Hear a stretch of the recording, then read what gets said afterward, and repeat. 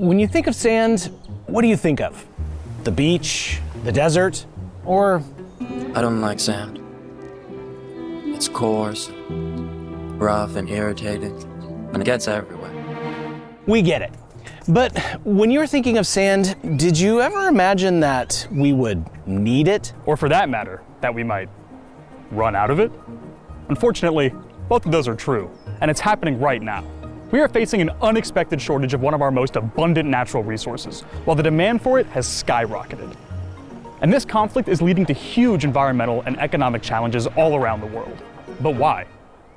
In this video, we're going to talk about a global sand crisis driven by us. And no, not the two of us, I mean all of us. So let's get our heads out of the sand.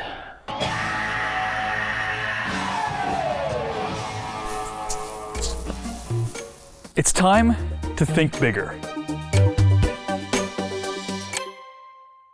But first, let's get granular. What is sand? Well, it's just that. Sand is a granular material made of finely divided rock and mineral particles.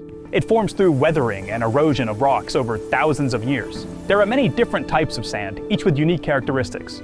You might recognize some of them, like desert sand, river sand, or beach sand. And our planet is covered in it. Huge deserts from Arizona to the Sahara. It's all over our beaches, and after spending time at said beaches, it's in those nooks and crannies under your swimsuit. Now, let's take a look at some of them. Sand types, that is, not our nooks and crannies. Desert sand is shaped by the wind, resulting in smooth grains. The continuous tumbling in the desert causes sand particles to become polished and round. River sand is shaped by water, and the erosion caused by the water makes it irregular and jagged. This is important later. Beach sand is also influenced by water. It tends to be more uniform in size and shape compared to desert sand, but it contains salt and other impurities.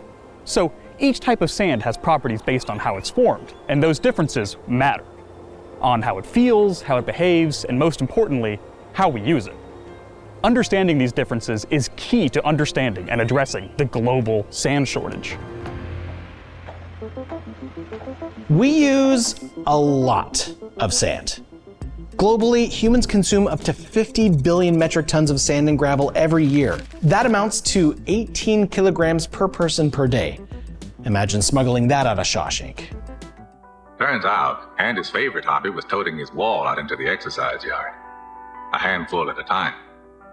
Sand is an essential component in numerous traditional industries like construction and glass making, and newer processes like land reclamation and fracking.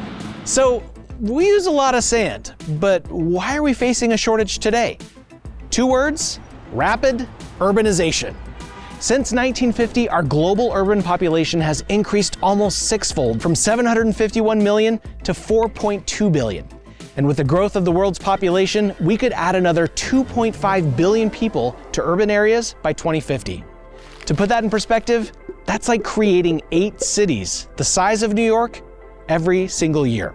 And what do all those people need? They need places to live, roads to walk and drive on, and other infrastructure from supermarkets to sewers and everything in between. And what do those buildings, roads, and infrastructure need? Yep, sand. Concrete, asphalt, and mortar rely on the rough texture of certain sands to provide strength and stability.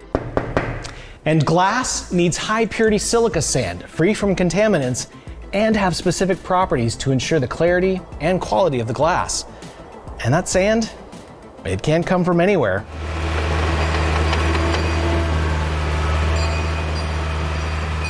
Now let's dig into construction. Pardon the pun. In construction, the texture and shape of the sand grains are crucial. Take concrete. Concrete is the most widely used building material globally, and it depends on the sand to provide the necessary strength and durability for its uses. Concrete is made from a mix of cement, water, and aggregates.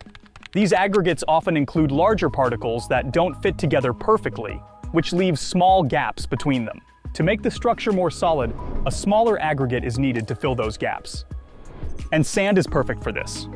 Granules of sand are just the right size to fit into these gaps, making the mixture much more compact, which gives the cement more surface area to bind everything together. This helps distribute the load more evenly. We need concrete, and we need sand. So, can we use all this desert sand for construction? Nope. Remember, desert sand is smoothed by the wind, and without the rough edges, it can't bind with cement effectively. It'd be like pulling the wrong blocks out of a Jenga tower and watching the whole thing crash down. It's frustrating in Jenga, and it's way worse in construction. And what about beach sand? That same smooth quality that makes it feel good on our feet. And the salt that makes a beach also makes it a bad choice for binding in concrete. So that leaves us with river sand, and that's where Houston, we have a problem. Mining for river sand damages environments around riverbeds, lakes, and deltas, which means threatening animal habitats and biodiversity, and increasing erosion. The process can also bring buried toxins to the surface, including heavy metals and pesticides, and that threatens all of us. And what happens when supply isn't keeping up with the demand? The scarcity of the suitable sand has driven up costs and led to illegal sand mining, leading to further environmental and social issues. We've seen it in Vietnam's Mekong River in a region with 20 million people. It follows a now familiar pattern. Big construction booms create a greater demand for sand. Illegal sand mining operations appear. Unregulated sand mining causes sediment loss, reducing elevation along the delta. Less sediment allows water to flow faster, speeding erosion. Erosion leads to steepened riverbed slopes and broader river channels. These changes have resulted in the loss of homes and properties, with one journalist found almost 2,000 homes lost in just 2 years between 2018 and 2020.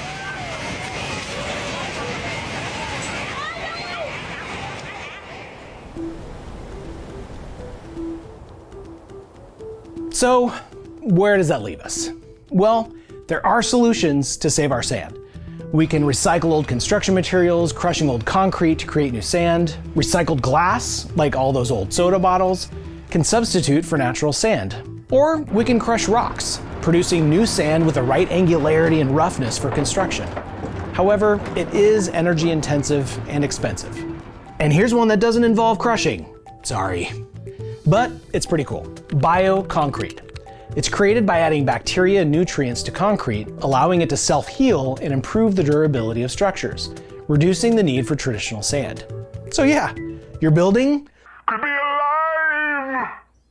But there's more. Advances in technology are creating new, more sustainable construction practices. 3D printing, for example, allows for more precise use of materials, reducing waste and optimizing limited resources. There are already buildings going up using these new solutions. Take Singapore's Samwa Eco Green Building, one of the first buildings made entirely out of recycled concrete and demolition waste. Another example, M-Sand, or manufactured sand, has become a popular solution in India, a country that needs 900 million tons of sand each year. To make M-Sand, factories crush granite, basalt, or quartz into fine particles that match the properties of natural sand. So you're saying there's hope? We're saying there's hope. We don't have to run out. Bet you didn't think you'd hear so much about sand today. But the first step in solving a problem is understanding it. Much better than burying our head in the sand. If you liked what you saw today and made it this far, thank you. How about you help us fight the algorithm and give us a like and subscribe? It would mean a lot to the channel and to the community we're trying to build. So we can all think bigger and work together to find innovative solutions to this pressing issue.